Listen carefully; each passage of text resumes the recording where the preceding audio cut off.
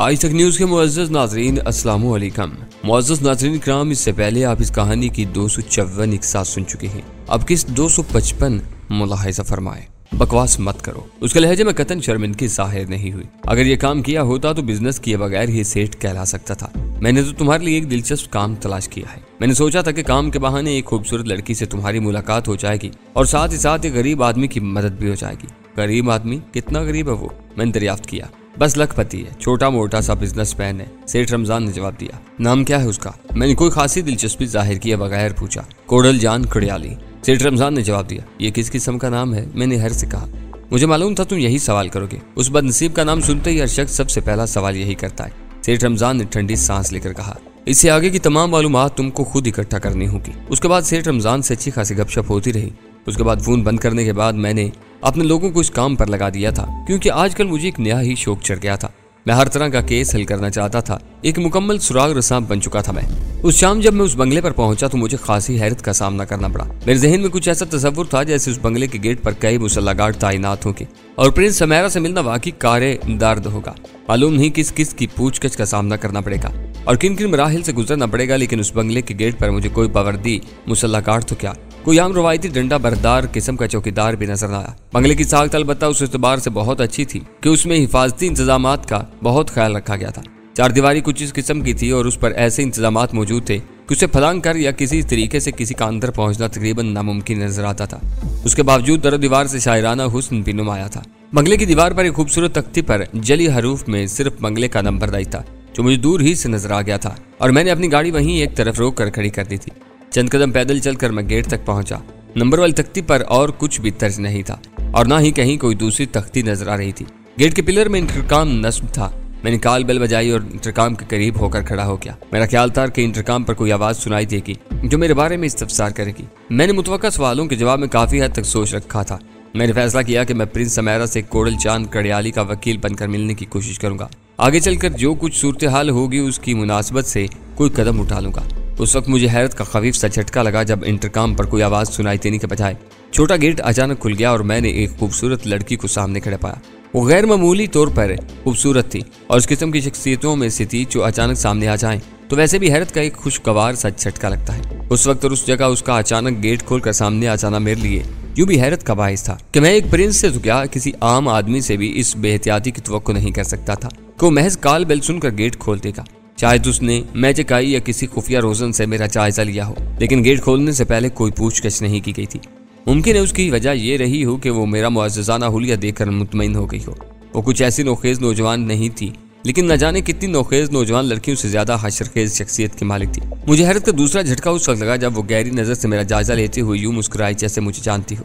एक लम्हे के लिए तो मैं अपने प्रोग्राम पर नजरसानी करने पर मजबूर हो गया और सोचे बगैर न रह सका कि उसके सामने वकील बनने की कोशिश करूं या ना करूं। कहीं वो मुस्कुराते हुए क्या ही ना दे, अफसल साहब मुझे तो मालूम ही नहीं कि आप होटल के मालिक और बिजनेसमैन होने के अलावा वकील भी हैं। फिर मैंने खुद ही अपने आप को तसल्ली दी कि ये इसके लिए कोई ऐसी तशवीश की बात नहीं हो सकती थी, क्योंकि बहुत से लोग तालीम के एतबार से कुछ और होते थे लेकिन वो किसी और पेशे या बिजनेस में बहुत कामयाब हो जाते थे। उसने मुझे मेरे नाम से तो मुखातिब नहीं किया, लेकिन वो मुझे हैरत का एक और झटका देने पर बहरहाल तुली हुई थी। नहायत शीरीन लहजे में वो अंग्रेजी में बोली, कैसे हो, अंदर आ जाओ ना। उसके इस मेहरबान लहजे पर मेरे दिल में थोड़ी सी खुद बुद हुई।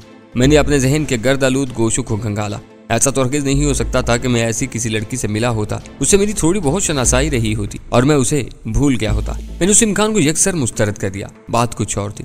इस बात को जानने के लिए उसकी दावत कबूल करना जरूरी था। वैसे भी मुझे अपना काम तो करना ही था। उसके खूबसूरत होंठों पर रोशन मुस्कुराहट बरकरार थी और उसके अक्ब में कहीं कोई मुसल्ला या गैर मुसल्ला आदमी नजर नहीं आ रहा था। इसलिए मैंने छोटे गेट से अंदर कदम रख दिया। ताहम मेरा हाथ अब भी उस जेब में था जिसमें एक छोटा और हल्का फुल्का सा लेकिन नहायत खतरनाक पिस्तौल मौजूद था। प्रिंसेस समैरा की मेहरबान मुस्कुराहट बेशक दिल को गरमाने वाली थी, लेकिन उसने मुझे शक में भी मुब्तला कर दिया था। कोई बाई नहीं था कि अंदर पहुंचने पर मुझे अचानक किसी गड़बड़ का सामना करना पड़ता। मैं उसके लिए तैयार था। उसने एक तरफ हटकर मुझे रास्ता दिया, फिर गेट बंद करते हुए मुझे अंदर चलने का इशारा किया। उसके वजूद की दिल फरेब महक मेरे हवास में इर्ताज सा पैदा कर रही थी। मैंने पहले आप वाले अंदाज में उसे आगे चलने का इशारा किया। उसकी मुस्कुराहट कुछ और रोशन हो गई। उसका क़यामतें जगाने वाला सरापा अपनी सहर अंगेज खुशबू के हल्के में हलकोर लेता मेरे आगे चल दिया।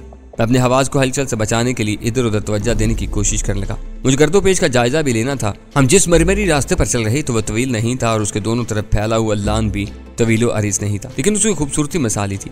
लान ढलवां था और उस पर चा बजा मौजूद रंगारंग फूलों की तरतीब आराइश किसी माहिर बागवान के हाथों की रहीन मिन्नत मालूम होती थी। बैठ जाओ। उसने मुझे एक जगह बैठने का इशारा किया। लहजे में हल्का सा तहक्कुम था, शायद तहक्कुम उसके लहजे में अक्सर ही शामिल रहता हो।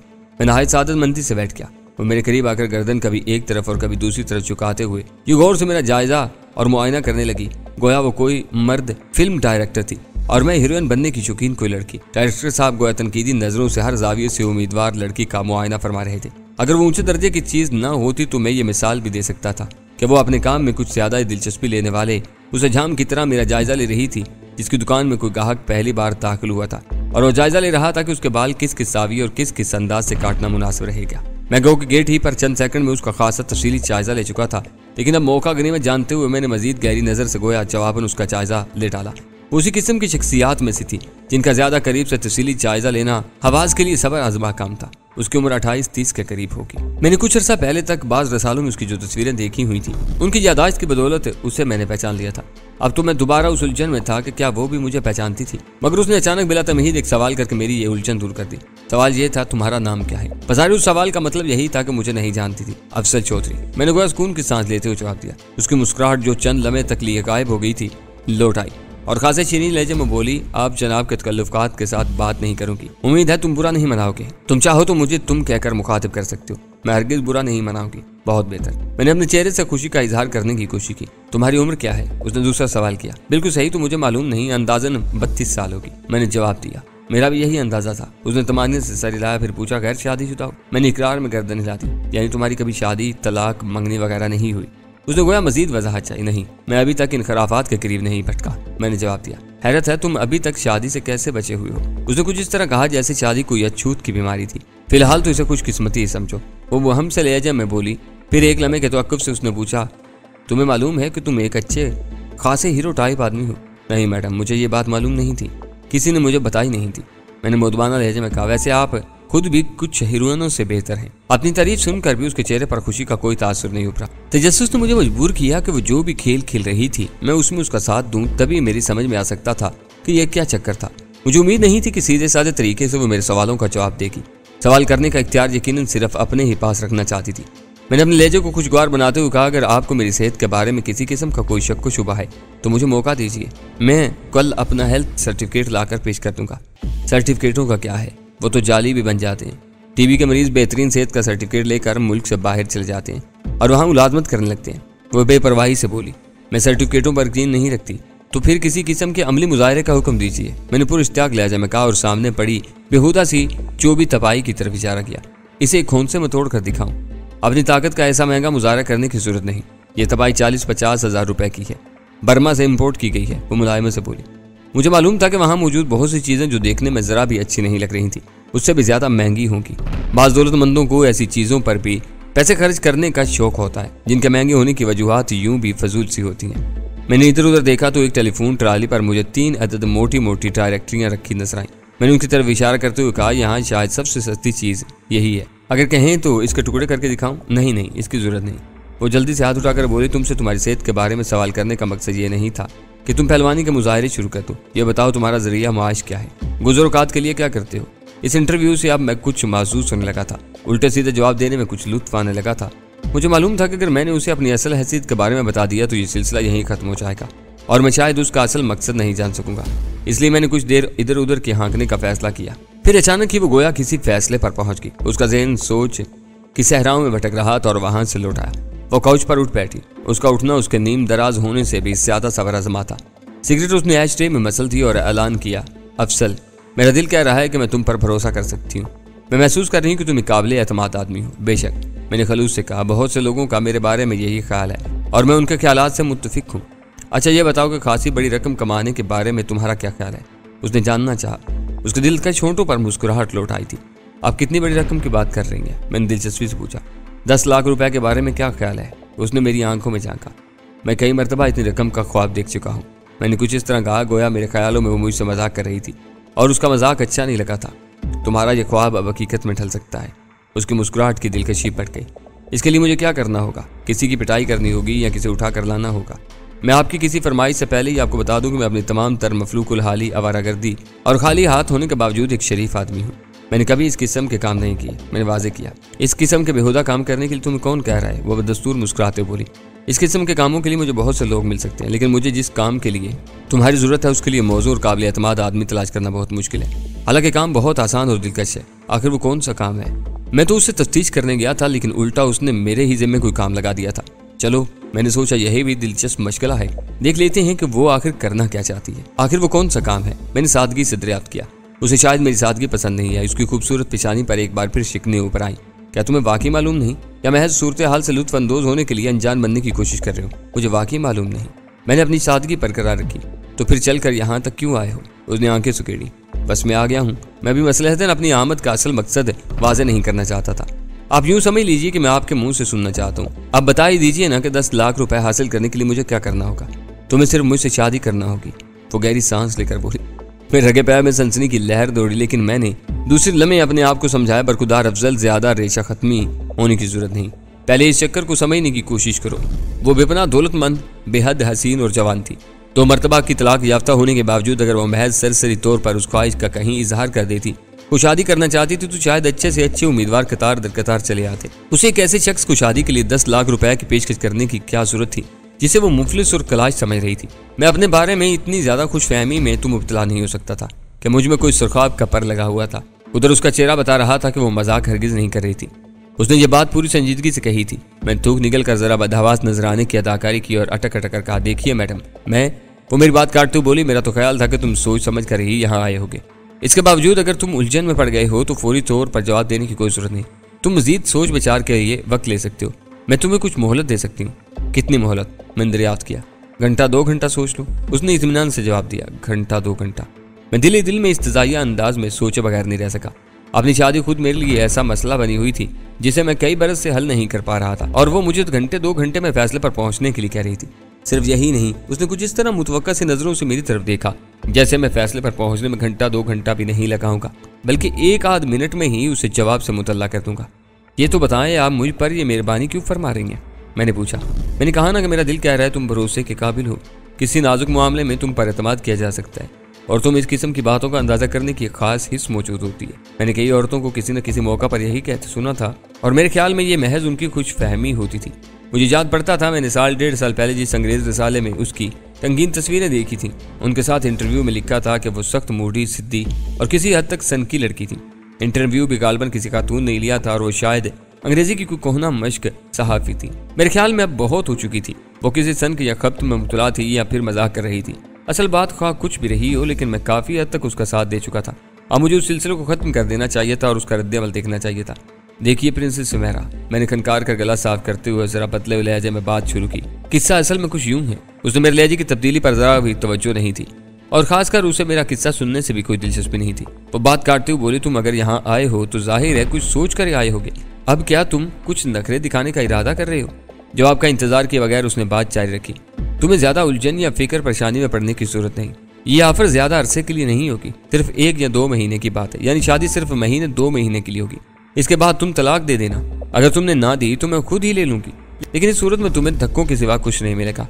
हो सकता है तुम्हारी थोड़ी बहुत पिटाई भी हो जाए, लेकिन अगर तुम मेरे साथ खामोशी शराफत से ये वादा करो कि मुझे तलाक दे दोगे तो तुम्हें 10 लाख रुपए मिलेगी। यानी मुमकिन है कि मैं खुश होकर बोनस के तौर पर तुम्हें कुछ और रकम भी दे दूं। तुम अपने छड़ेपन की जिंदगी की तरफ लौट जाना और मजे करना। अगर 10 लाख की रकम को तुमने सलीके से इस्तेमाल किया तो तुम्हारी जिंदगी संवर सकती है। आपकी इस फियाजाना पेशकश का बहुत शुक्रिया। आखिरकार मैंने फैसला को अंदाज में उठते हुए कहा, सच्ची बात तो यह है कि इस पेशकश पर मेरा दिल बेईमान हो रहा है, लेकिन मुझे यह बेल मुंडे चढ़ती हुई नजर नहीं आ रही। आगे चलकर जरूर कोई बदमजगी होगी। मेरे ख्याल में आप किसी गलतफहमी में मुब्तला हैं। मैं जब यहाँ आया था तो मेरे जहन में कहीं दूर दूर तक शादी का इरादा नहीं था। यहाँ किसी और काम से आया था। किसी और काम से? उसकी आंखें कुछ फैल सी। क्या तुम्हें मारिया ने मेरे पास नहीं भेजा? कौन मारिया? मैंने मुलाहिमे से पूछा। जहां तक मुझे याद पड़ता था मैं उस नाम की किसी खातून को नहीं जानता था। मारिया, मैरिज काउंसिल वाली मारिया, उसने जवाब दिया। अफसोस कि मैं उस नाम के किसी इदारे से वाकिफ नहीं। मारिया मैरिज काउंसिल, गालबन ये कोई मैरिज ब्यूरो है। मैंने तस्दीक चाही। उसने इस बात में सरिलाया, कुछ बोल नहीं सकी। फटी फटी आंखों से मेरी तरफ देख रही थी। मैंने मुलाहिमे से कहा, शादी के सिलसिले में अभी मुझे शादी इदारों के चक्कर लगाने की जरूरत नहीं पड़ी। अभी तक तो मेरे ख्वाब ख्याल में भी ऐसी बात नहीं। मेरे तो एक इशारे पर उम्मीदवारों की लाइन लग सकती है। वो तो ठीक है, लेकिन मसला कुछ और था। वो उलझन हमें से लेजम बोली। शायद वो फैसला नहीं कर पा रही थी कि उस मौजू पर मुझसे बात करे या नहीं। फिर गोया गैर इरादी से अंदाज में बोली, मारिया मैरिज काउंसिल की मालकिन मारिया मेरी थोड़ी बहुत चाहने वाली है।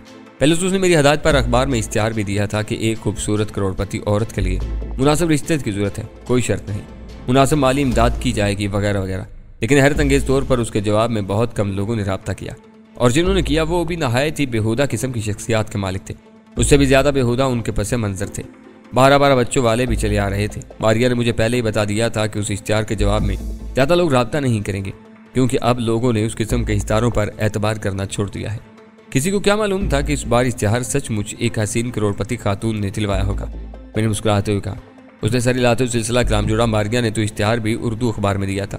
उसका ख्याल था कि उर्दू अखबार से तो फिर भी कुछ रिस्पांस मिल जाएगा, अंग्रेजी अखबार से बिल्कुल नहीं मिलेगा। बहुत से इदारों ने इस किस्म के इश्तिहारों के जरिए रुपया बटोरने को कारोबार बना रखा है, लेकिन आपको ये सब कुछ करने की जरूरत क्यों पेश आ गई? मेरी उलझन एक बार फिर लफ्जों की सूरत में मेरे होंठों पर आ गई।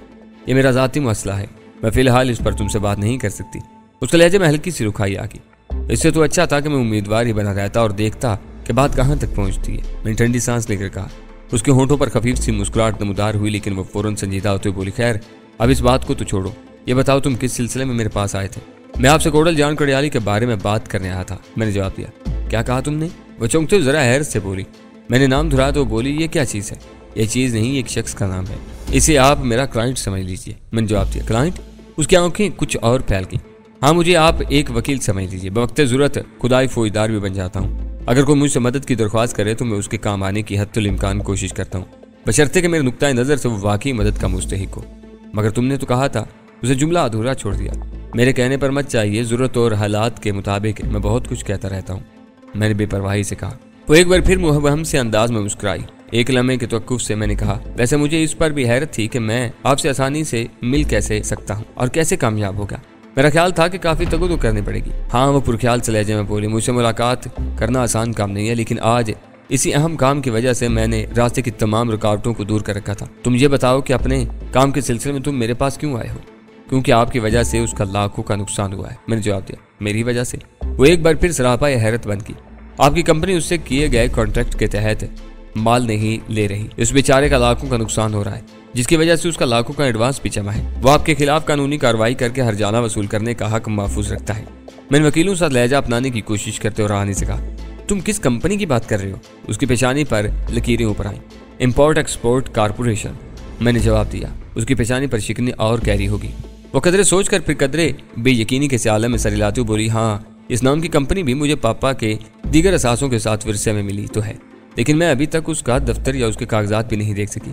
सच्ची बात तो ये है कि मुझे अभी पापा के पूरे बिजनेस के ही तरपैर का कुछ पता नहीं है। सही मानों में अभी मैंने बिजनेस टेक ओवर भी नहीं किया है। मुझे याद पड़ता है कि ये कंपनी पापा ने अपनी जिंदगी में कुछ और लोगों से खरीदी थी। उसमें शायद कुछ अंदरूनी, कुछ बैरूनी और कुछ कानूनी गड़बड़ चल रही थी, जिस पर पापा ने काबू पा लिया था। शायद अब कोई और किस्सा खड़ा हो गया हो। वो जो तुम्हारा क्लाइंट है, क्या नाम बताया था तुमने उसका? कोडल जान कड़ियाली। हाँ वही। वो कंपनी के किसी जिम्मेदार आदमी से रिज्यू क्यों नहीं करता? उसने सादगी से पूछा। प्रिंसेस सुमेरा, मैंने ठंडी सांस लेकर कहा। कोडल जान कड़ियाली का नाम सुनकर आपके जहन में चाहे तसव्वुर उभरा हो कि वो कोई नहायत अजट गंवार और अकल से पैदल देहाती होगा, मगर ऐसा हरगिज नहीं है। वो एक सुलझा हुआ, समझदार और शाइस्ता बिजनेसमैन है। मैं आज ही उससे मिला हूँ। उसकी शख्सियत उसके नाम से कोई मुताबिकत नहीं रखती। वो इतना अहमक नहीं है कि ऐसा कोई मसला खड़ा होने पर कंपनी के जिम्मेदारों से रजू न करता। उसने सबसे पहला काम यही किया, लेकिन इब्तिदा में उसे टरखाया जाता रहा और फिर कंपनी का ऑफिस ही बदल दिया गया, बल्कि बंद कर दिया गया। ऑफिस बंद हो गया? उसने हैरत से पूछा। इस मौका पर मेरा वो मिसरा पढ़ने को जी चाहा कि सादगी पे कौन न मर जाए खुदा, लेकिन मैंने अपने आप को बाज रखा और नहायत तहम्मुल से दोहराया, जी हाँ, कंपनी का ऑफिस बंद है। वहाँ फिर कोई गड़बड़ होगी। उसने खुद कलामी किसी अंदाज में ख्याल जाहिर किया, लेकिन हैरत है कि मेरे वकीलों ने मुझे इस बात से आगाह नहीं किया। फिर उसे गोया खुद ही तो सी का ख्याल आया और नहायत खफीफ सी शर्मिंदगी के साथ बोली, या फिर चाहे जिक्र किया हो लेकिन मैंने ही कोई तवज्जो न दी हो। मैंने कहा कि आपको अपने कारोबार की तरफ तवज्जो देनी चाहिए, यानी तुम मशवरा दे रहे हो कि मुझे अपने कारोबार की तरफ तवज्जो देनी चाहिए। वो मुस्कुराते बोली, वकील होते हुए भी मुफ्त मशवरा देने का शुक्रिया। फिलहाल मुझे कुछ उलझने दरपेश हैं, इनसे निपट लूँ, फिर कारोबार की तरफ भी जरूर तवज्जो दूंगी और ऐसे लोगों को मसाइल भी हल करने की कोशिश करूंगी जिनका मैंने कभी नाम नहीं सुना। मसलन तुम्हारा ये क्लाइंट, क्या नाम बताया था तुमने उसका? ठंडी सांस लेकर मुझे एक बार फिर उसका नाम दोहराना पड़ा। साथ ही मैंने कहा वो अब आपकी कंपनी के खिलाफ कानूनी कार्रवाई करने पर तुला बैठा है, जिसमें कंपनी की मैनेजिंग डायरेक्टर की हैसियत से जिम्मेदारी आप पर आएगी। आपका पार्टनर जमशेद करीम इस कंपनी में कम तर दर्जे का पार्टनर है। वो तो इत्मीनान से ये उज़र करके बुरी जिम्मा हो जाएगा कि उसके पास फैसले के इख्तियारात नहीं थे। तो फिर मुझे क्या करना चाहिए मिस्टर अफजल? उसने कुछ इस तरह पूछा जैसे मैं उसके खिलाफ शिकायत करने वाले का नहीं बल्कि उसका अपना वकील था। सीधी सी बात है, आप ये मालूम करने की कोशिश करें कि कंपनी में गड़बड़ क्या है, कौन उसका जिम्मेदार है, सप्लाई के आर्डर किसकी वजह से पूरे नहीं हुए। सिर्फ एक ही आर्डर तो पूरा होने से नहीं रहा होगा, यकीनन और भी कुछ कंपनियां होंगी जिन्हें आपकी कंपनी से इस किस्म की शिकायत होगी और शायद वो भी कानूनी कार्रवाई की तैयारियां कर रही होंगी। मैं तो इसलिए सब अंदरूनी खाना किस्म की मालूमात हासिल करने के बाद सीधा आपके पास चला आया कि पहले अदालत से बाहर रहते हुए मसले को हल करने की कोशिश कर ली जाए। इंसाफ का तकाजा यह है कि अगर आपकी कंपनी मतलूबा सामान फराहम नहीं कर सकती तो कोडल के एडवांस की रकम हर जाने समेत वापस कर दी जाए। मैं कोशिश करूंगा कि मसले का कोई और हल निकला है, यानी उसे हंगामी तौर पर माल कहीं और से मिल जाए। ठीक है, वो बिला तामुल बोली। मैं कोशिश करूंगी कि एक आध दिन में तुम्हारे क्लाइंट की शिकायत दूर रह जाए। बहुत शुक्रिया, मैंने कहा और अपना एक ऐसा विजिटिंग कार्ड निकाल कर उसकी तरफ बढ़ाया जिस पर मैं ग्रुप ऑफ कंपनीज वगैरह का नाम नहीं था और ना ही उससे मेरी असल हैसियत का पता चलता था। उस पर सिर्फ मेरा नाम और फ़ोन नंबर वगैरह मौजूद था। वो इस पर नज़र दुराते हुए बोली, इस पर तुम्हारी डिग्रियाँ वगैरह दर्ज नहीं है, इससे मेरी कानूनी काबिलियत में कोई फ़र्क नहीं पड़ता। मैंने बेपरवाही से जवाब दिया, हर चीज़ पर अपनी डिग्रियों की कतार सजाए फिरना अच्छा नहीं लगता। वैसे वकीलों की एक पूरी सिंडिकेट मौजूद है जो मेरी हदायत के मुताबिक काम करती है। मैं आपको उसका भी कार्ड दे देता हूँ। मैंने उसे वकीलों की उस फर्म का कार्ड निकाल दिया जो मुस्तकिल तौर पर मेरे ग्रुप ऑफ कंपनीज के कानूनी मशीर थे। उनसे ज़ाती सतह पर मेरी दोस्ती भी थी और मेरा यह बयान मुबालगे पर भी मबनी नहीं था। वो मेरी हदायत के मुताबिक काम करते थे। वो वकीलों की एक बहुत बड़ी और अपने मैदान में बड़ी मारूफ फर्म थी। उसका कार्ड खासा ही लंबा चौड़ा और मुतासर कुन था। हर वकील के नाम के साथ लंबी चौड़ी डिग्रियां नथी थी। ये सब देखते हुए जब उसने ये सुना कि वो सब मेरी हदायत के मुताबिक काम करते थे तो उसके चेहरे पर वाज़े तौर पर कुछ मरूबियत झलक आई। आप तो काफ़ी ऊंची चीज़ मालूम होते हैं, वो मुस्कुराते हुए बोली। अगर आपसे मेल मुलाकात रही तो कुछ अरसे में जाकर आपको सही तौर पर मालूम हो सकेगा कि मैं असल क्या चीज़ हूँ। मैंने ज़रा शोशा छोड़ दिया ताकि कल कलां को जब उसे मेरी असल हैसियत के बारे में मालूम हो तो वो उसके लिए ज़हनी तौर पर पहले से कुछ तैयार हो। ओहो, गोया अभी और बहुत कुछ मालूम होना बाकी है। उसकी मुस्कुराहट कुछ और वाज़ेह हो गई। यकीनन, मैंने जवाब दिया, पहली मुलाकात में किसी के बारे में सब कुछ कहाँ मालूम हो पाता है। अगर आपसे आइंदा भी मुलाकात होगी तो मैं इसे अपनी खुशकिस्मती समझूंगा और बेहद खुशी महसूस करूंगा। मैंने खुशकल्की से कहा, अच्छा खुदा हाफिज, और गालबन अपने जिद्दत पसंदाना रवायात के मुताबिक मुसाफे के लिए हाथ बढ़ा दिया। मैंने बिला तामुल व मरमरी हाथ थाम लिया। वो बिला शुबा नरमी का एक हसीन मजमुआ था। मैं जिस रास्ते से आया था उसी से वापस गेट तक आया। एक बटन दबाकर मैंने ताला खोला और सर झुकाकर छोटे गेट से निकला। बाहर कदम रखते ही मैं एक शख्स से टकराते टकराते बचा। वो उस वक्त कॉल बेल का बटन दबाने ही लगा था जब अचानक मैं बाहर आ गया। एक लम्हे के लिए उसका हाथ उठा ही रह गया, फिर उसने दबाए बगैर ही कदर शर्मीले से अंदाज में हाथ नीचे गिर लिया और चंद कदम पीछे हट गया। मैंने गहरी नजर से उसका जायजा लिया। वो एक खुशशक्ल मजबूत काठी का नौजवान था। निचले या मुतवस्त तबके में से मालूम होता था जो इतने खुशहाल नहीं होते। उसकी शर्ट कुछ माकूल लेकिन जीन्स लंडे की मालूम होती थी। मेरा नाम कामरान दानिश है। वो हिचकिचाहट आमेज लहजे में बोला, मुझे ज्यादा देर तो नहीं हुई? किस काम में? मैंने पलकें झपकाए बगैर उसकी आंखों में झांकते हुए पूछा। यहाँ पहुंचने में। वो कुछ गड़बड़ा कर बोला, मुझे मारिया मैरिज काउंसिल वालों ने भेजा। अच्छा, शादी के उम्मीदवार हो? मैंने एक बार फिर गहरी नज़र से बिला ज़रूरत ही उसका सरतापा जायजा लिया। वो कुछ और गड़बड़ा गया। मुस्तरबाना अंदाज में हाथ मलने लगा। जी हाँ, वो तूक निकल कर बोला, मुझे बताया गया है कि वो खातून मेरा इंतजार कर रही होगी। हाँ, तुम्हें ठीक बताया गया है। मैंने गहरी सांस लेकर कहा, तुम खुशकिस्मत हो कि तुम्हारे साथ कोई फ्रॉड नहीं हो रहा और तुम इस एतबार से भी खुश नसीब हो कि इस दरवाजे पर उम्मीदवारों की लाइन नहीं लगी हुई है। मैदान साफ है और तुम आदमी भी कुछ माकूल ही मालूम होते हो। अगर तुम्हारी किस्मत अच्छी हुई तो मुंतखब हो जाओगे। जाओ जाकर किस्मत आजमाई करो। मैंने खुले हुए छोटे गेट की तरफ इशारा किया जिसे भी मैंने बंद नहीं किया था। फिर मुझे कुछ ख्याल आया और मैंने अपना एक विजिटिंग कार्ड निकाल कर उसकी तरफ बढ़ाते हुए कहा, अगर आने वाले चंद दिनों के दौरान कोई मसला दरपेश हो तो मुझसे राब्ता करना, शायद मैं तुम्हारी कोई मदद कर सकूं। उस लड़के को उसके हाल पर छोड़कर मैं वापस आ गया। उस रात मैंने 10:30 बजे सोने का इरादा किया और अपने कमरे में चला गया। जब ख्वाबी का लिबास पहनकर मैं सोने के लेटा ही था कि टेलीफोन की घंटी बज उठी। उस रोज वाकई कुछ जल्दी सोने का मूड बन गया था, इसलिए फोन की घंटी सख्त नागवार गुजरी। मैंने फोन करने वाले को दिल ही दिल में कुछ नामुनासिब अल्फाज से भी नवाजा। मैं चाहता तो बटन घुमाकर घंटी बंद भी कर सकता था, रिसीवर क्रैडल से उतार कर भी रख सकता था, लेकिन हमेशा की तरह तजस्सुस से मजबूर होकर चौथी घंटी पर मैंने रिसीवर उठाकर कान से लगा ही लिया और हेलो कहा। दूसरी तरफ से एक नहायत मुतरन्नम सी निस्वानी आवाज सुनाई थी। आवाज क्या थी, गोया कान के करीब जलतरिंग बज उठा।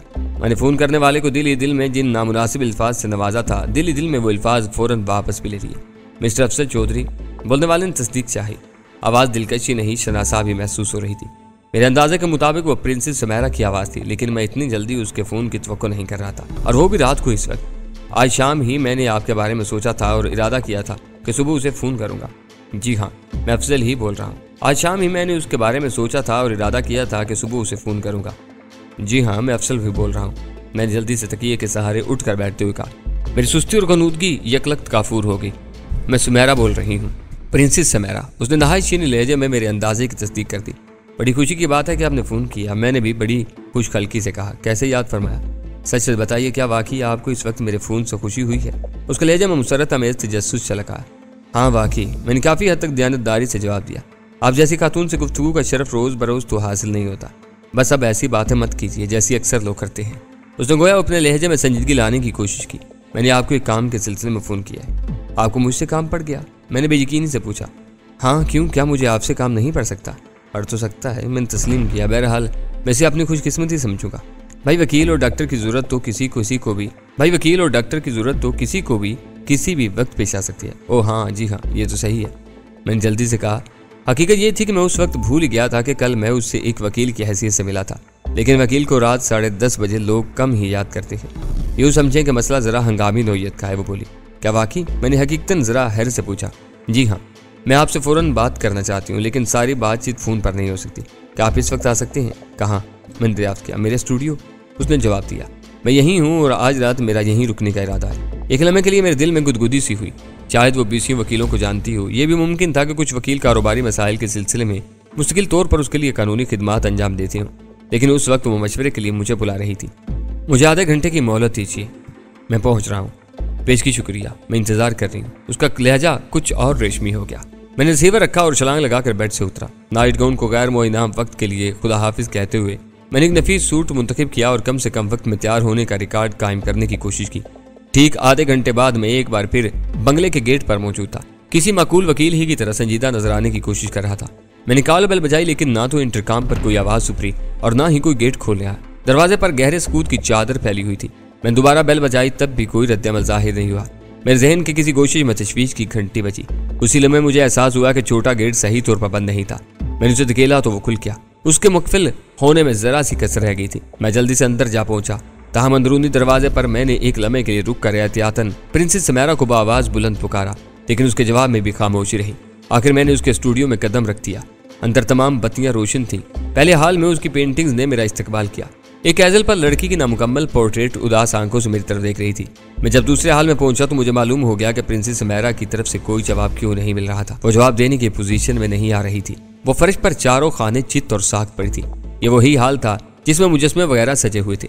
उसके एक हिस्से में 3-4 नफीस कुर्सियां और तपाई मौजूद थी। ये गालबन इसलिए थी कि काम के दौरान भी अगर बातचीत के लिए किसी मेहमान वगैरह को बिठाने की जरूरत पेश आए तो वह वहीं बिठा लिया जाए। पेंटिंग्स वाले हाल में भी एक गोशे में नशिस्त का ऐसा इंतजाम मौजूद था, लेकिन मुजस्मों वाले इस हाल में 2 कुर्सियां उल्टी हुई थी। तपाई भी असल जगह से खिसकी हुई मालूम होती थी। मैंने प्रिंसेस समैरा के करीब बैठकर एक लम्हे के लिए उसका जायजा लिया और मेरा दिल डूब सा गया। छत को तकती हुई उसकी आंखें बेनूर सी थीं और खूबसूरत तराशीदा बालों का कुछ हिस्सा खून में लिथड़ा दिखाई दे रहा था। कुछ खून बालों के करीब फर्श पर भी फैला हुआ था और अभी पूरी तरह खुश्क भी नहीं हुआ था। मुझे अपनी आंखों पर यकीन नहीं आ रहा था। अभी कुछ देर पहले तो मैं फोन पर इस लड़की की जिंदगी से भरपूर आवाज सुन रहा था। उस आवाज में कुछ सैर अंगेज से जज्बों का उतार चढ़ाव भी मौजूद था। मैं कुछ देर उसके करीब गुमसुम बैठा रहा, फिर गोया किसी ख्वाब से चौंका। मैंने बेख्तियार उसकी मरमरी कलाई पर उंगलियां रख दी। मैं उसकी नब्ज़ महसूस करना चाहता था। उसकी जिल्द के लम्स से मुझे एहसास हुआ कि जिंदगी की हरारत की खफीफ सी रमक अभी उसके जिस्म में मौजूद थी, लेकिन उसकी नब्ज़ साख्त हो चुकी थी। जिस चीज़ को हथियार के तौर पर इस्तेमाल करते हुए उसे जिंदगी से महरूम किया गया था, उसके करीब ही पड़ी थी। वो स्याह पत्थर का तकरीबन 1.5 फुट लंबा एक मुजस्मा था जो गंधारा तहजीब का नमूना मालूम होता था।